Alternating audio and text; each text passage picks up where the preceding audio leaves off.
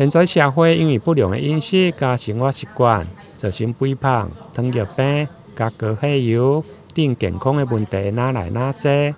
这些族群唔定面对体重的困扰，同时佫可能遭受到脂肪肝潜在的威胁。虽然脂肪肝初期并无明显的症状，但如果进展到肝纤维化，就要量早来诊断甲治疗。因为这个的话，它不是一个侵入性的治疗，大家可以很明确知道它脂肪肝的程度。那另外的话，脂肪肝前面也有提到，可能会有一些肝纤维化的问题。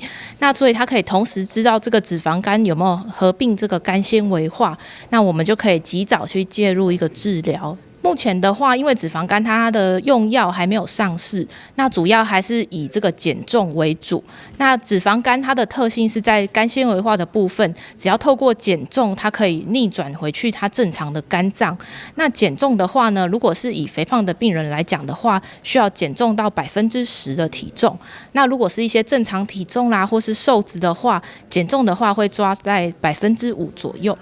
基美病院胃肠肝胆科的医师王品仪表示，因为过去透过腹部超音波，只能够看到肝中白白有油，但无法度确定脂肪肝或者是纤维化的程度。现在有了肝中纤维扫描的仪器，唔免透过切片，是非侵入性的检查，就用来帮助肝病来做早期的诊断。